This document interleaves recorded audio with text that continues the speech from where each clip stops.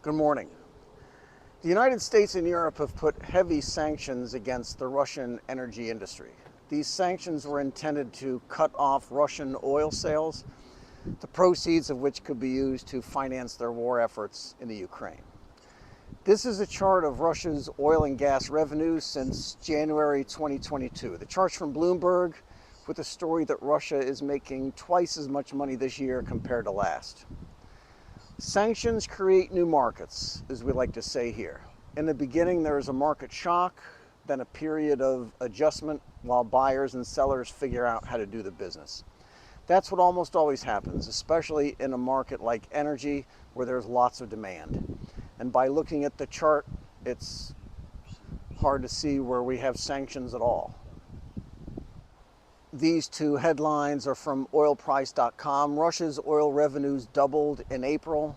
Western sanctions are struggling to cut off Russian revenues. For May, these are the current numbers from last month. They're up another 50% year over year from last May.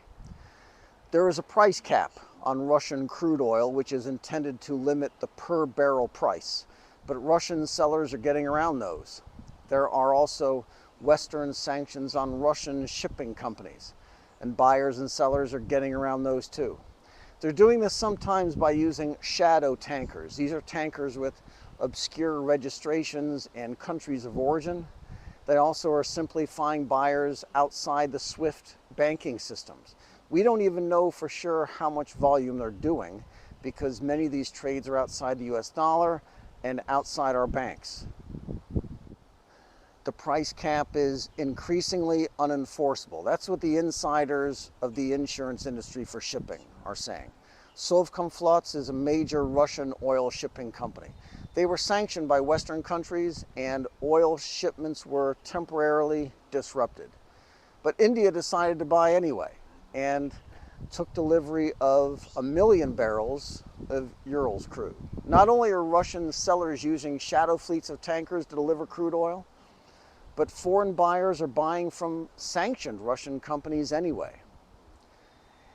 India's buying of Russian crude oil is accelerating in 2024.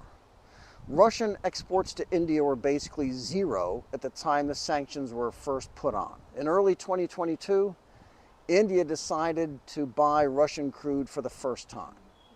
Since then, their exports from Saudi Arabia, that's the gold line, and from Iraq, have gradually just drifted lower. India's overall crude demand is much higher now, and Russia is their biggest supplier now, higher than Saudi Arabia and Iraq combined. Sanctions just create new markets, and we see it in these two charts. The Russian chart means that they needed just a short time to find new buyers to replace the ones that used to be in Europe. The Indian chart shows us that if Europe doesn't want the cheap Russian oil, India will be happy to take it instead.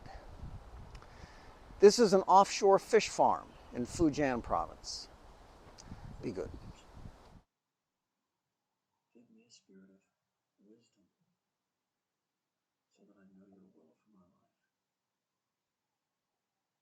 Give me a spirit of gentleness and love and mercy so I can be